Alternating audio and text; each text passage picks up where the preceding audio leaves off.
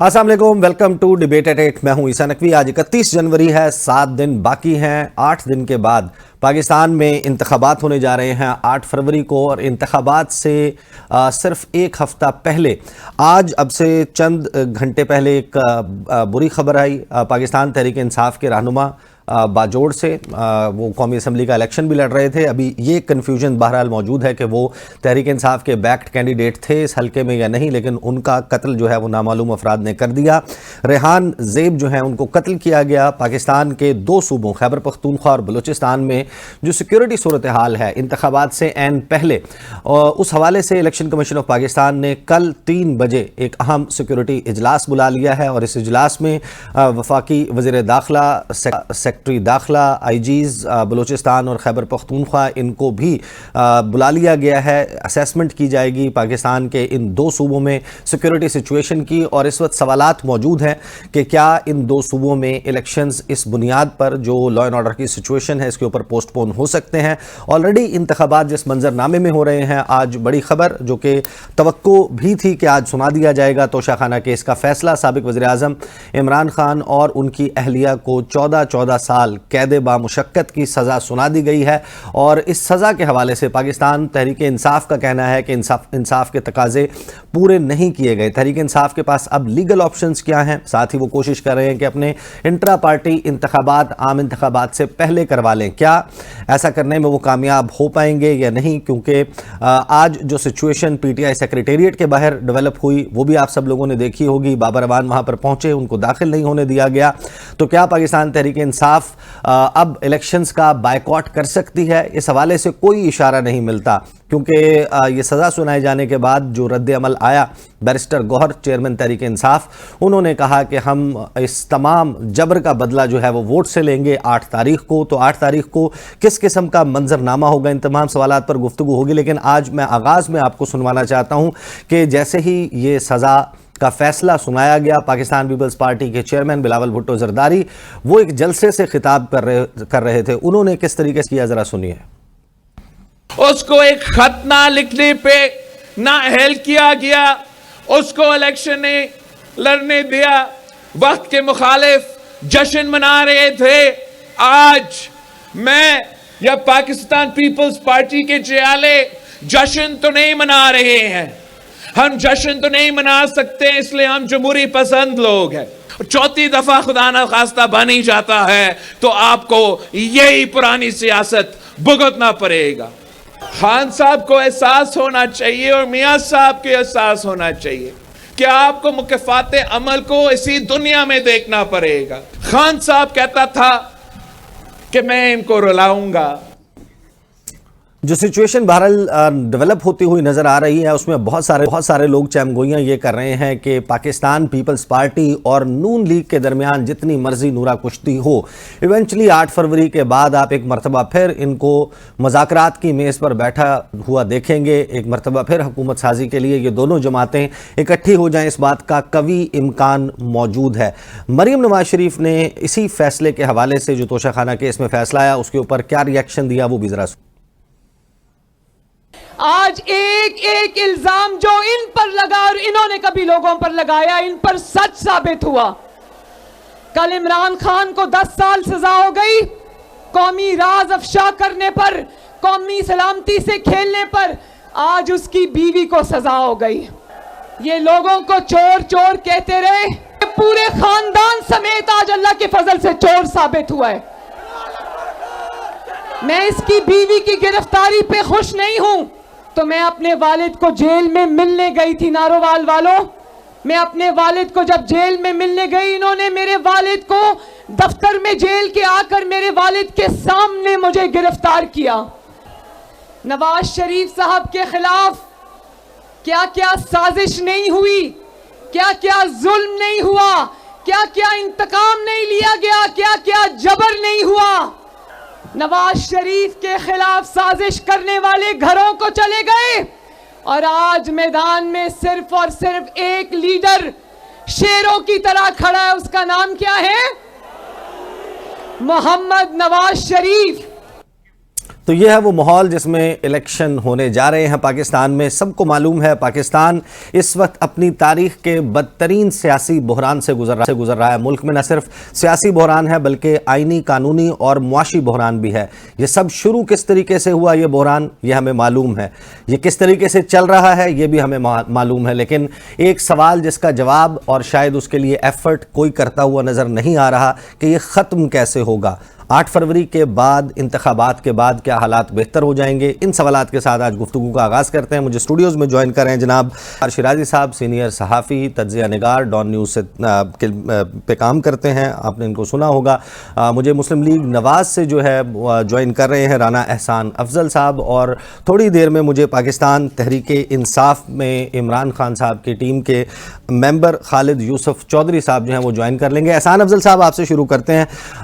یہ جو فیصلہ آیا، پاکستان مسلم لیگ نواز اگرچہ کھل کر اس بات کا اظہار نہیں کر رہی، لیکن ہم یہ دیکھ رہے ہیں کہ ایک طمانینت موجود ہے، ایک خوشی موجود ہے مسلم لیگ نواز میں. اور الٹیمیٹلی آپ کو کیا سمجھتے ہیں کہ آپ کی جو ایفرٹس تھیں، مریم نواز صاحبہ جس دن آئی تھیں 28 جنوری کو پاکستان، اس کے بعد سے ان کی تقاریر میں اس بات کا اظہار موجود تھا کہ عمران خان صاحب جو ہیں وہ منظرنامے پر، سیاسی منظرنامے پر موجود نہ ہوں، تو آج آپ لوگوں نے تو اپنا جو ٹارگٹ تھا اس کو اچیو کر لیا ہے. بسم اللہ الرحمن الرحیم.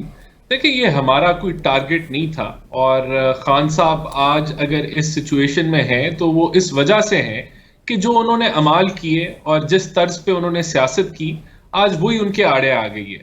دیکھیں، خان صاحب الزام لگاتے رہے چور کا، کرپشن کے الزامات پوری اپوزیشن کے اوپر لگاتے رہے، بلکہ رگڑا نکالتے رہے نیب کے کالے قانون کے تحت. لیکن آج کرپشن پرسیپشن انڈیکس یہ بتا رہی ہے کہ کرپشن پی ڈی ایم کے دور میں کم ہوئی، 140 سے 133 پہ آ گئی، 133 پہ. اور یہی corruption perception index P M L N کے دور میں 135 پہ تھی، اور ہم 117 پہ لے کے آئے، جو کم ترین سطح تھی. لیکن بیانیہ پروپیگنڈا اس کے برعکس تھا. خان صاحب جو ہیں جہاں توشہ خانہ کے الزامات دوسروں پہ لگاتے تھے، آج خود ان کی ورڈکٹ اس کے اندر جو ہے ہو گئی. پھر دیکھیں، آفیشیل ڈاکیومنٹ سے کھیلتے ہوئے آپ پہلی دفعہ پاکستان کی تاریخ میں یہ ہوا کہ کوئی پولیٹیکل لیڈر جو ہے ڈپلومیٹک پیپرز کو استعمال کر کے لوکل سیاست کو جو ہے اپنے طول چڑھا رہا تھا. اور کر کیا رہا تھا؟ نفرت کی آگ لگا رہا تھا، پولرائزیشن کی سیاست کر رہا تھا. تو یہ سارا کچھ اگر آج خان صاحب کے ساتھ ہوا ہے تو اس کے وہ خود ذمہ دار ہیں. یہاں پھر ایک اور میں کمپیریزن کروں گا کہ یہاں سزائیں اس لیے نہیں دی جا رہی کہ پیناما میں نام نہیں تھا اور پھر بھی آپ رگڑا نکال دیں. یہ چیزیں تو 25 کروڑ عوام نے وٹنس کی، ان کو دیکھا، ان کو محسوس کیا، اس کے ایک ایک قدم کو دیکھا کہ کیسے سائفر کے اوپر پروپیگنڈا کیا گیا، کیسے وہ گھڑی کا معاملہ نکلا، کیسے میر جعفر میر صادق کے نعرے لگائے، کیسے پولرائزیشن اس ملک کی ہوئی، کیسے مدینہ کے اندر چور کے نعرے لگائے، اس کو کنڈیم نہیں کیا. اور پھر جب 9 مئی کے واقعات ہوتے ہیں تو یہ کوئی حیران کن دن نہیں تھا کہ جب عوام کے اندر جو اشتعال، جو ایک اپنے فالوورز کے اندر جس طریقے سے ان کو مس لیڈ کیا کہ اس کا وہ نتیجہ نکلا. تو یہ آج بدقسمتی ہے. دیکھیں، خان صاحب کی سیاست سے خان صاحب کو تو چلے نقصان پہنچا، لیکن میں سمجھتا ہوں جمہوریت کو نقصان پہنچا، پوری ملک کی ڈائریکشن کو نقصان پہنچا. جس سمت پہ ملک جا رہا تھا، یہاں باقی جماعتیں نے تو چارٹر آف ڈیموکریسی کیا اور بہت کچھ یعنی کہ نقصان کرنے کے بعد سیکھے کہ ہم نے جو ہے مل کے چلنا ہے، آپس میں جو ہے وہ کہیں دروازے نہیں کھٹکھٹانے. پھر خان صاحب آئے، اور جس طرح سے خان صاحب نے اپنی حکومت کی 3.5-4 سال، جس طریقے سے بل پاس ہوتے تھے، سینٹ میں نمبر پاس پورے کرائے جاتے تھے، جس طریقے سے انہوں نے اپوزیشن کو کیا، جس طریقے سے ان کے اپنے صدر کہتے رہے کہ نیپی چینج ہوتے رہے، تو جمہوریت کو نقصان پہنچا خان صاحب کی سیاست کی وجہ سے. آج وہ ان سب اپنی جس طرز پہ وہ چلے اس کا وہ خمیازہ بھگت رہے ہیں. اس پہ ہم خوشی نہیں منائیں گے، لیکن ہم یہ ضرور کہیں گے کہ جیسا کیا ویسا بھرا. ران صاحب میں بحث کہیں اور چلی جائے گی. ظاہر ہے کہ یہ سوال تو پی ڈی ایم اور اس کی حکومت کے متعلق بھی ہے کہ 252 بل آپ لوگوں نے بغیر کورم کے ایک اپوزیشن لیس اسمبلی میں منظور کروائے. یہ بھی ظاہر ہے کہ پاکستان کی تاریخ کا حصہ ہے, ہم سب نے اس کو اسلام آباد میں رہتے ہوئے وٹنس کیا. اینڈ آئی ایم شیور کہ افتخار شیرازی صاحب میری بات کو سیکنڈ کریں گے کہ جب کورم پورا نہیں تھا, لوگ پورے نہیں تھے, 252 بلز تو آپ لوگوں نے بھی پاس کروائے. خالد یوسف چودھری صاحب, مجھے یہ بتائیے کہ اتنی بڑی ٹیم ہے پاکستان تحریک انصاف کی, جو وکلاء کی ٹیم ہے, اور آپ سب مل کر بھی کوئی قانونی راستہ تلاش نہیں کر سکے عمران خان کے حوالے سے. یہ توشہ خانہ کیس, اس کے حوالے سے آپ کا کانفیڈنس موجود تھا کہ اس میں سزا نہیں ہو سکتی. پھر آپ کا سائفر کیس کو صفر کیس کا کہتے رہے, اور وہاں پر بھی ہم نے دیکھا کہ 10 سال قید با مشقت اور پھر یہ 14 سال قید با مشقت. یہ سزائیں تو ہو گئیں. دیکھیں, بنیادی طور پہ جو دونوں کیسز تھے ان کی ہماری پوری لیگل ٹیم نے اس کے بارے میں پوری عرق ریزی کی. اب ان مقدمات کے اندر کوئی بھی ایسا کوئی نقطہ نہیں تھا کہ جس کی بنیاد پہ ہم کہہ سکتے کہ یہ ایک کیس بنتا ہے یا لیگل گراؤنڈز پہ اس کے ان کیسز کی فوٹنگ بنتی ہے. اب سائفر کیس ایک ایسا کیس جس کا نہ تو کانٹینٹس موجود ہے, نہ سائفر کہیں عدالتی فائل کا حصہ تھا, اور اس میں جب ہم نے اس میں کراس ایگزامینیشن کرنے کا جب فیصلہ کیا ہے تو اس کے بعد یہ ہوا ہے کہ سرکاری وکلاء مقرر کر کے اس کو رات 1:30 بجے اس کی تمام کارروائی مکمل کر کے فیصلہ سنا دیا گیا ہے. اب وہاں ہمارے ہم بھی موجود ہیں, وکلاء موجود ہیں, خان صاحب خود موجود ہیں, شاہ محمود صاحب موجود ہیں. وہ عدالت کے اندر میڈیا کے سامنے عدم اعتماد کا اظہار کر رہے ہیں کہ سرکاری وکلاء پہ ان کا اعتماد نہیں ہے, اور جو ان کے اپنے وکلاء اس وقت عدالت میں اس وقت موجود تھے وہ جرا کریں گے, لیکن وہ حق ان سے چھین لیا گیا. یہ چیزیں تب ہوتی ہیں کہ جب یہ سمجھ لیا جائے, کہ یہ دیکھ لیا جائے کہ اب کیس کھڑا نہیں رہ سکے گا, اب کیس کی فوٹنگ نہیں رہے گی. تو انہوں نے پھر یہ فیصلہ کیا کہ سرکاری وکلاء کے ذریعے ہی وہ کیس کو مکمل کیا جائے. تو آپ کو تو اطمینان ہونا چاہیے کہ اگر آپ کے خیال میں ڈیو پروسیس آف لا اس کو فالو نہیں کیا گیا, اور کیس کے ٹرائل میں اور پروسیکیوشن کے طریقہ کار میں اتنے سکم موجود ہیں کہ پہلی جس دن اپیل لگے گی اس دن یہ کیس اڑ جائے گا, تو پھر آپ کو تو خوش ہونا چاہیے کہ اس طریقے سے یہ کیس ہوا. نہیں, دیکھیں, اس میں خوشی کی بات نہیں, نہایت افسوس کی بات ہے, نہایت دکھ کی بات ہے. دیکھیں, جس طرح ایک یہ ٹرائل کیا گیا اور اس کو جس طرح چلایا گیا اور اس کے اوپر جس طرح فیصلہ دیا گیا, اس سے عوام کا عدلیہ کے اوپر, عدالتوں کے اوپر, نظام کے اوپر اعتماد ختم ہو کے رہ گیا, اعتماد مجروح ہو کے رہ گیا. اب یہی پوری اگر ایکسرسائز کرنی ہے, عدالتوں کا وقت ضائع کرنا ہے, اب جو باقی لیٹیگنٹس ہیں ان کا وقت ان مقدمات کی وجہ سے, ان کے مقدمات جو تاخیر کا شکار ہوں گے, وہ تو عام آدمی کا نقصان ہونا ہے. اب جھوٹے بے بنیاد کیسز کی وجہ سے عدالتوں کا بھی وقت ضائع کیا جائے اور پھر اس کی وجہ سے آپ کو لگتا ہے کہ یہ اس کے الیکٹورل ریزنز ہیں, انتخابی وجوہات ہیں, 8 فروری سے پہلے یہ ہونا تھا؟ نہیں, دیکھیں, اس کے اندر انہوں نے 2 مقاصد حاصل کیے ہیں. پہلا مقصد ان کا یہ ہے کہ عوام کو ڈی مورلائز کیا جا سکے, ان کو یہ پیغام دیا جائے کہ ان کا لیڈر اب دوبارہ سے اسمبلی کے اندر نہیں آ سکتا. دوسرا ساتھ ان کا اس کا جو دوسرا بنیادی مقصد تھا کہ خان صاحب کو اور شاہ صاحب کو جو ہے وہ الیکٹورل پروسیس سے باہر نکال دیا جائے, کیونکہ ان کو سزا ہو چکی ہے, لہٰذا وہ الیکشن لڑنے کے اہل نہیں ہوں گے. تو بنیادی طور پہ ایک تو ان کو الیکشن سے باہر رکھنے کا یا پارلیمان سے باہر رکھنے کا, اور دوسرا عوام کو ڈی مورلائز کرنے کا. یہ 2 بنیادی ان کے منصوبے تھے, وہ انہوں نے حاصل کرنے کی کوشش کی ہے. صحیح. میں اب یہ جو ڈی مورلائز ہوگا نہیں ہوگا 8 فروری پہ کیا امپیکٹ ہوگا, اس کے اوپر تو ہم بات کریں, اس کے اوپر ہم بعد میں بات کریں گے. افتخار شیرازی صاحب, آپ نے گزشتہ روز میتھیو ملر کی جو پریس کانفرنس تھی اسٹیٹ ڈپارٹمنٹ کے ترجمان, ان سے جو سوالات ہوئے اس میں بھی آپ نے کینگرو کورٹس کا تذکرہ سنا ہوگا. کچھ صحافیوں نے کہا کہ وینزویلا کی کورٹس کو آپ کینگرو کورٹ کہتے ہیں کیونکہ وہاں پر نکولس مڈیورو کے حوالے سے آپ کا ایک خاص پوزیشن موجود ہے. پاکستان میں جو پروسیس اڈاپٹ ہوا اس میں سکم کی نشاندہی سوالات میں موجود تھی, لیکن امریکی محکمہ خارجہ اس کا موقف جو ہے کہ یہ پاکستان کا داخلی معاملہ ہے, اندرونی معاملہ ہے, عدالتی قانونی معاملہ ہے. لیکن ایک سوال تو, اگرچہ آپ ماہر قانون نہیں, میں بھی نہیں ہوں, لیکن ایک سوال تو ذہن میں آتا ہوگا کہ شاہ محمود قریشی سابق وزیر خارجہ ہیں, عمران خان سابق وزیر اعظم ہیں, وہ سائفر کیس کا معاملہ دیکھ لیں, اور یہاں پر توشہ خانہ میں ایک شخص جو ہے وہ وزیر اعظم تھا اور ایک اس کی اہلیہ. جب سزا سنائی جاتی ہے اور اس سزا میں شاہ محمود قریشی کو بھی 10 سال قید با مشقت اور عمران خان کو بھی, دونوں کی جو گریویٹی آف کرائم ہے اگر اس کو درست بھی تصور کر لیا جائے, دونوں کے عہدے مختلف تھے, نوعیت مختلف تھی, اور یہاں پر بھی ان دس کیس یہ جو سزائیں ایک جیسی سنائی گئی ہیں, اس کا مطلب یہ ہے کہ عدالت سمجھتی ہے کہ دونوں کا کرائم ایکول ہے. شاہ محمود قریشی اور عمران خان دونوں کو وہ ایک جتنا قصوروار سمجھتی ہے کہ 10-10 سال کے لیے ان کو بھیج دیا جائے جیل. یقیناً میرا خیال میں یہی وہ چیزیں ہیں کہ جو اس سارے جوڈیشل پروسیس کے اوپر بڑے سوال کھڑے کر رہی ہیں. اور پھر ساتھ میں یہ کہ آج میرا خیال میں دوسرا دن بھی گزر گیا ہے اور ہم توقع کر رہے تھے کہ کوئی ان رائٹنگ میں گویا کہ لکھا ہوا فیصلہ جس کے اندر یقینی طور پہ کچھ انہوں نے گراؤنڈز لیے ہوں گے جج صاحب نے جس بنیاد پہ اتنی بڑی سزائیں دی گئی ہیں. گویا کہ مقدمہ جو وہ آفس سیکریٹ ایکٹ کے سیکشن 5 کی سب سیکشن سی اور ڈی کے تحت درج ہوا, جس میں اگر ہم پڑھیں تو اس میں تو لکھا ہوا نظر آتا ہے کہ شاید اگر سزا دے بھی دیں آپ, کسی پہ جرم ثابت بھی ہو جائے, اور اس جرم کی نوعیت یہ ہے کہ آپ اس طرح کی کسی حساس دستاویزات جس کے نتیجے میں پاکستان کی سیکیورٹی کمپرومائز ہو رہی ہو یا کچھ ایسے دفاعی راز کے جو دشمن ملک کے ہاتھ لگ گئے ہوں جس سے پاکستان کی سلامتی خطرے میں پڑے, تو وہ تو نظر نہیں ہے. لیکن اگر اس میں بھی اگر آپ کسی نے سزا دینی ہے تو ایسا وہ تو کوئی 2 سال کی ہمیں دیکھنے کو مل رہی ہے, بڑی 10 سال کی سزا. اس کے بعد کل سے میں اور آپ میرے خیال میں اس ملک کے جو باقی لا ایکسپرٹس ہیں وہ اس فیصلے کا انتظار کر رہے ہیں کہ جو ہمارے سامنے آئے اور ہم ان ریزنز کو تلاش کریں اور دیکھیں سنیں پڑھیں کہ جس کی بنیاد پہ 10 سال کی سزا دی گئی. اور بالخصوص جو آپ بات کر رہے ہیں کہ وزیر خارجہ پہ تو یہ الیگیشن نہیں ہے کہ انہوں نے سائفر کو گما دیا, گویا کہ اس وقت کے پرائم منسٹر پہ ہے. پھر آپ پرائم منسٹر کا آفس, ظاہری سی بات ہے ان کے نیچے ان کا عملہ ہے, گویا کہ جو ان کا آرگومنٹ ہے اگر سنا جائے تو اگر یہ ان کے سامنے لایا بھی گیا ہوگا, اس کو ڈی سائفر کیا گیا, اس کے بعد ان کے پاس تو ٹرانسکرپٹ کہیں تھا, اب اس سائفر کی ذمہ داری تو ملٹری سیکرٹری یا پرنسپل سیکرٹری کے پر عائد ہوتی ہے.